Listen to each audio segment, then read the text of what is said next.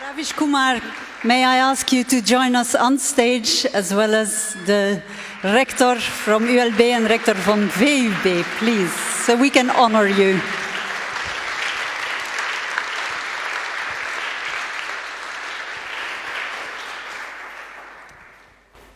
The Brussels University, Vrije Universiteit Brussels and Université Libre de Bruxelles, united in the Brussels University Alliance, have decided to join the award, the Difference Day honorary title for freedom of expression, to Ravish Kumar for his vital and courageous contribution to the freedom of thinking, writing, and expression.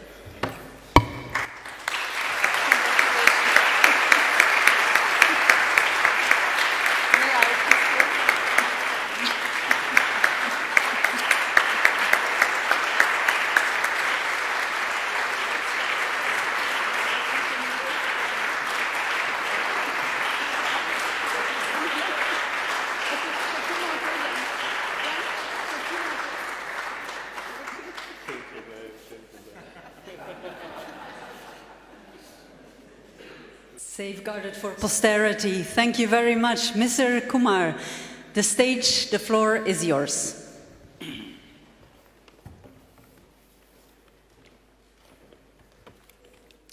Namaskar, ladies and gentlemen. I'll take longer. A very good evening to you all. Rectors, NMS cows, Jan Dankert, Difference Day organizers and their partners. I thank you all for conferring on me the Difference Day honorary title for freedom of expression. I am honored to be sharing this title with Jennifer Clement, who has been a vocal proponent of women's rights and safety of journalists. This award seeks to recognize the work of those who have stood up for freedom of the press and freedom of expression. As my great country celebrates its 75th year of freedom, I would like to exercise my freedom of expression today in your midst. Yesterday, while roaming the streets of your beautiful city, Brussels, I witnessed a most energetic May Day parade. It was a wonderful sight seeing protesters of all ages carrying placards and chanting slogans for workers' unity. But the most heartening moment was seeing a blue banner in that sea of red, a placard that demanded Julian Assange's freedom and spoke against his extradition. It struck me then that the fight for rights is also a fight for free speech and dissent. No fight, no struggle is possible without this freedom of dissent, this freedom to disagree with what we perceive to be wrong. But dissent is under attack today all over the world. Our institutions have failed to protect dissent and those who dissent. And not just institutions, but a new brand of family vigilantism has shaped itself to keep dissent at the social level under check.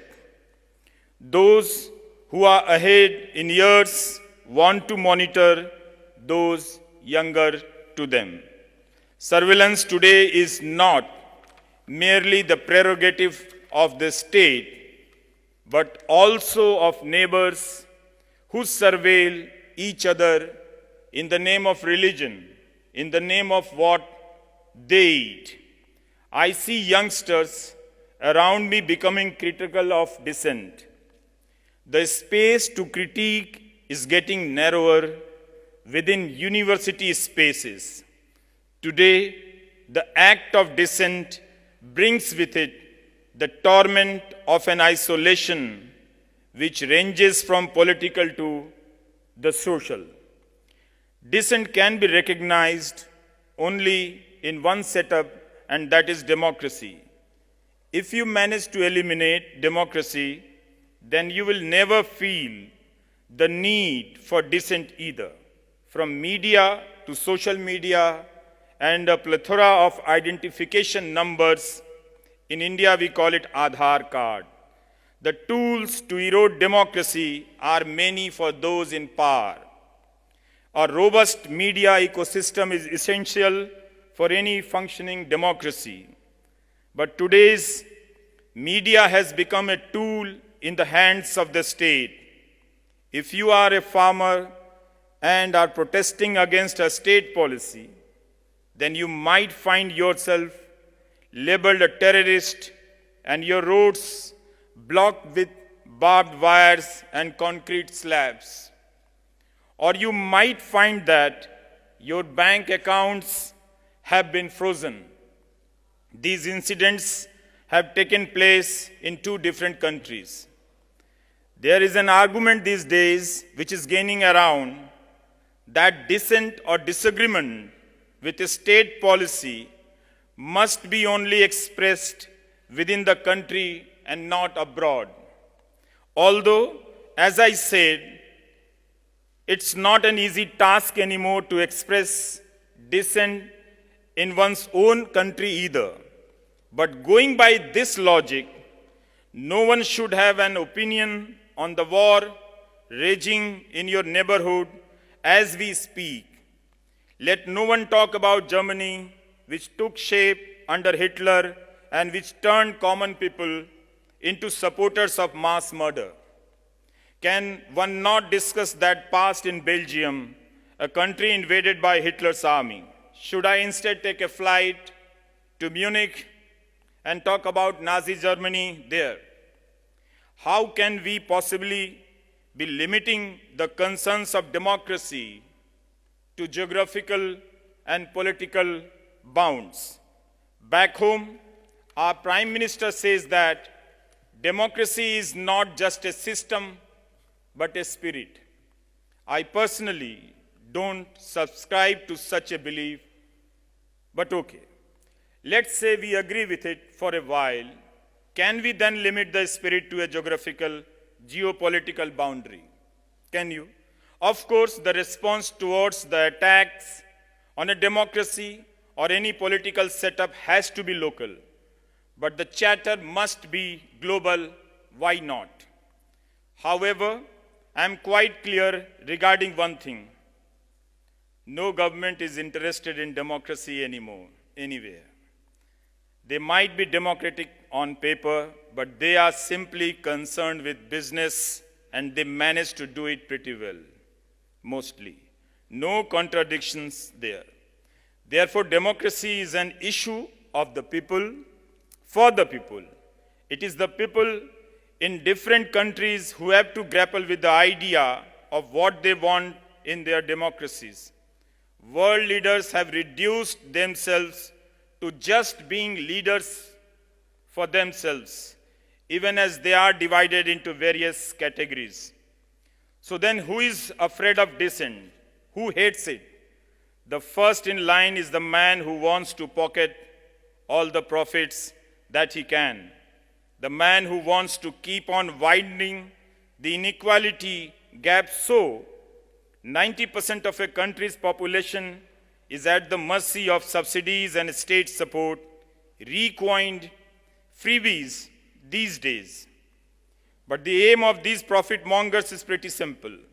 They want to keep the overwhelming population at the basic minimum of sustenance and be indebted to them for their generosity. Thereafter come the racist, casteist, and communal fanatics who ensure that something always keeps the people occupied and away from issues that actually concern them. The more poverty increases in society,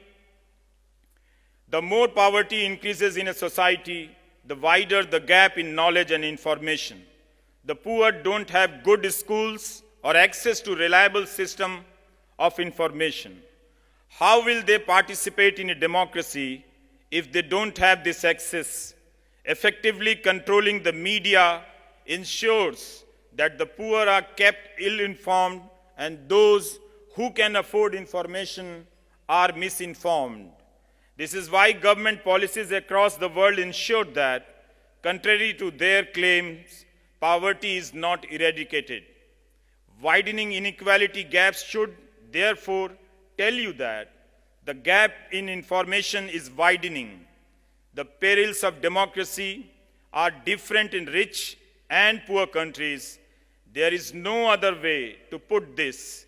The poor are never treated as equal participants in a democracy, and there is only one way to ensure that this does not happen: by guaranteeing that alongside fair opportunities, access to information is affordable and reliable for all. Independent across the world, democracy is weakening. It has survived only for those who are in power and for their supporters. No more does it exist for those who are critical of authority. The job of journalists have thus become very challenging. The road to good journalism now passes through the valley of the shadow of the jail. Many journalists in India have had to serve jail time or have been booked in various cases. When Kashmir-based photojournalist Sana Irshad Mattu won the Pulitzer, she was not allowed to fly out of the country to receive it. No message of condolence was delivered by the state head when Danish Siddiqui, who had been vocal against COVID mismanagement by the government, was killed while being on assignment in Afghanistan. The late Pawan Jaiswal reported how a village school in the state of Uttar Pradesh in India was handing out salt and bread to the children as part of a flagship meal at school government program. A case was registered against him for maligning the image of state government. Generously enough, he was later cleared of all charges. Kerala's another state of India, Siddiq Kappan was going to cover a gruesome rape and murder case in Uttar Pradesh. When he was arrested en route, falsely accused of disrupting communal harmony, of being anti-state and money laundering, he spent 28 months in jail before the Supreme Court of India granted him bail, saying that raising one's voice for justice is no crime and that every person has the right to free expression. The press has played an integral role in shaping Indian democracy and in fighting for this freedom of expression. And today, the Indian press indeed has complete freedom. Today, it has the freedom of destroying democracy, of attacking the ideals of equality, of maligning love by spreading hatred, lies, and strangling the voice of opposition and protest.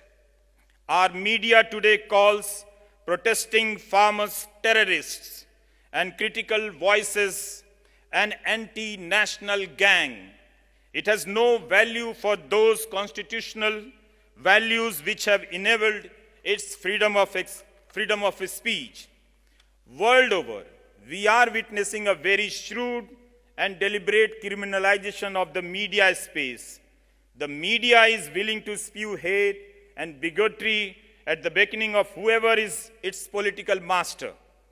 If the business fraternity indeed cares for democracy and its values, it has to seriously engage with what the media and its so-called tycoons are doing to democracy across nations. Imagine this. Users on Indian social media platforms ask whether we are witnessing criminals turned into journalists or if journalists are the criminals today. Given how they provoke one community against the other, recently, the owner of a news channel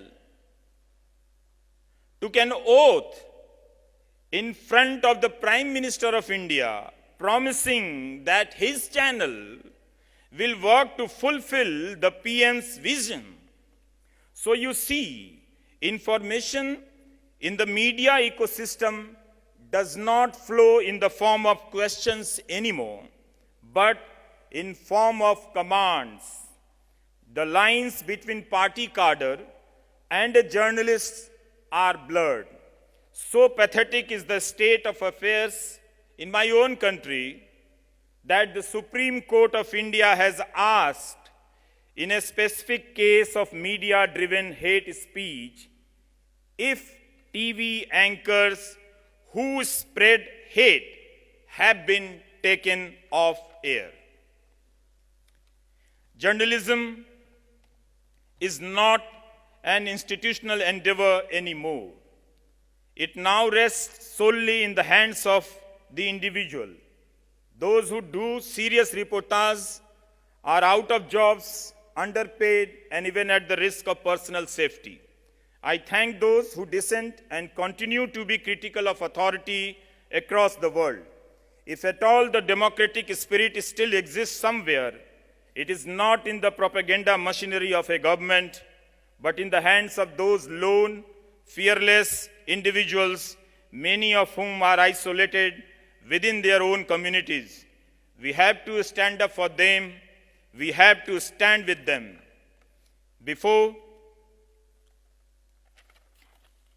I think Jennifer will agree with me when I say that this honorary title is not a recognition of our work, but of many other journalists who do brilliant work, with far less resources and under far greater risk. It also acknowledges our audiences who have supported journalists like me and many others. Your applause, in all fairness, belongs with them. Before I take your leave today, I thank from this podium my fantastic partner, my wife, Noina, for her years of support and confidence in me, and my daughters who have been part of my journey all their lives. I also thank my colleague Brinda for translating this speech into English.